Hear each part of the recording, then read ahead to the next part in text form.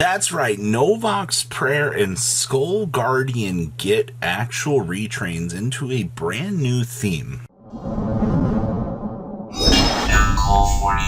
Make sure you smash that and grab out of that subscribe button so you guys don't miss out on more awesome content. So this is actually really cool. So these are going to be basically a play on enforcement or regulation, and it's also a play on Novak's Prayer. So these are going to be the Silenforcers for Phantom Nightmare. And guess what?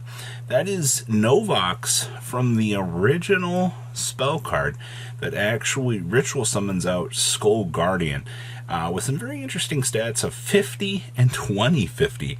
I actually am surprised that they did, a stat line like that, but she technically doesn't have a voice in terms of lore. So this is Novak's, the Silenforcer Disciple. Light level 1 fairy. You can only see first and third effects cards in once per turn. So on normal or special, you can place one Silent Fork continuous spell trap card from your deck face up in your spell and trap card zone. Okay, so we get an auto beam out. Not, it bypasses activation requirements, which is kind of cool. We would ritual summon exactly one Light Warrior or Dragon Ritual Monster with a card effect that requires the use of monsters. You can use this card as the entire requirement.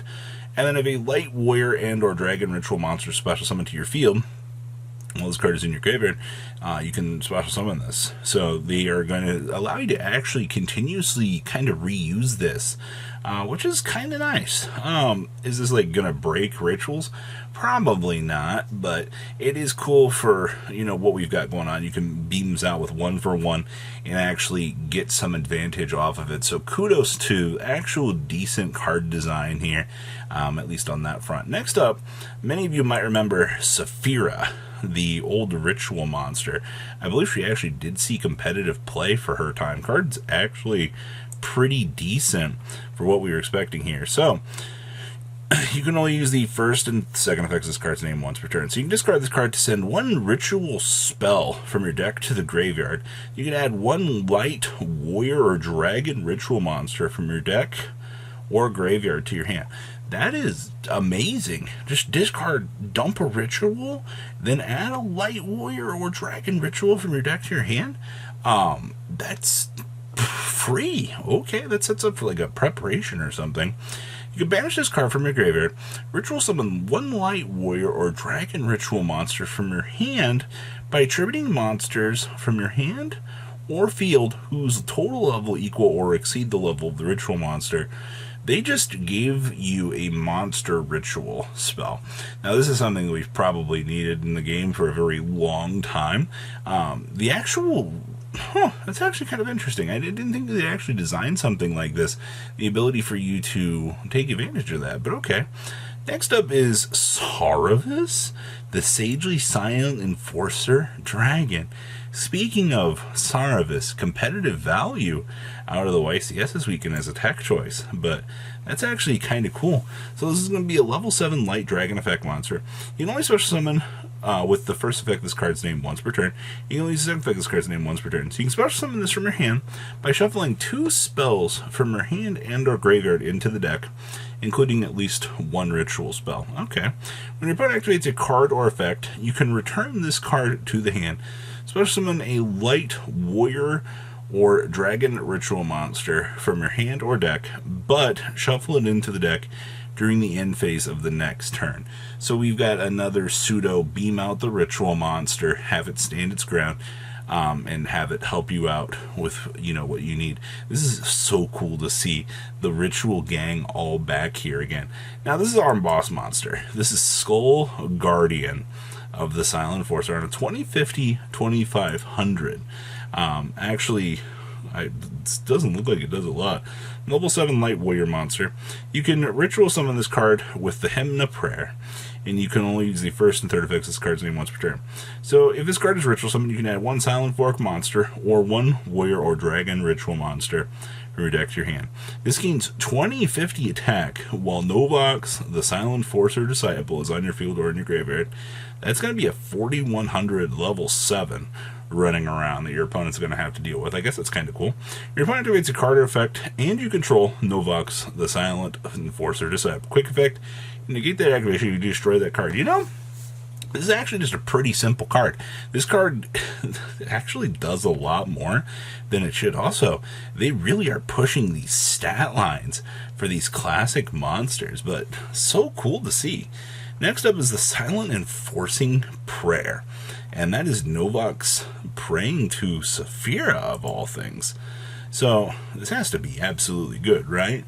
So you can only use a second effect this card's name once per turn. So you can ritual summon one light ritual monster from your hand by attributing light monsters from your hand and or field whose total level equal or exceed the level of the monster you ritual summon. Okay, that's pretty standard. So, if a face-up light ritual monster you control leaves the field by an opponent's card effect, you can banish this card from your graveyard. So summon one Sarvis, the Ancient Ascended, one Saphira, the Queen of Dragons, or Skull Guardian the Silent from the hand or deck, ignoring summoning conditions. Come on. Come on. You could have just beamed out all three.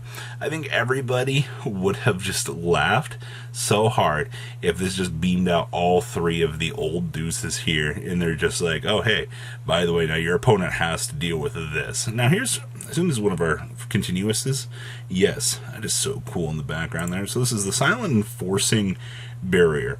So you only second effect this card's name once per turn. So while you control a Novox, the Silent Enforcing Disciple, or a light ritual monster, your opponent's monsters cannot target non-ritual monsters for attacks. Also, your opponent cannot target light monsters you control with card effects. That's pretty good. During your main phase, you can add one Silent Fort card or one Skull Guardian ritual monster from your deck to your hand, except for Harmonia Barrier. So yeah, they just give you a free search right off the bat. You know, for a mini package in the deck, you've just got so much going for you here. Like, this is crazy. And then we have the Silent Enforcing Authority. Oh boy, we got the Sarvis and Saphira out here in their ritual modes. So you can only use the first effect this card's name once per turn. So you can shuffle one Night Warrior or Dragon ritual monster or one ritual spell from your hand in or graveyard into the deck, and if you do take one Silent Fork monster from your deck and either add it to your hand or special summon it. Well, that's pretty good. Target cards your opponent controls up to the number of Light Warrior or Dragon ritual monsters you control, destroy them. Also destroy this card. It kind of stinks, but this is not a bad theme at all. I think there's a lot going here in terms of the big numbers, you know, dropping the big guys on the field and attempting to do things that this could definitely be a very fun theme. And I know, ooh, fun in the word Yu-Gi-Oh, but ritual support, you know, it's kind of a hit or miss, but I like this. So please, comment down below, tell me what you guys think. Let's see your beautiful faces back here later in the day, guys. Peace out. Patrons, thank you.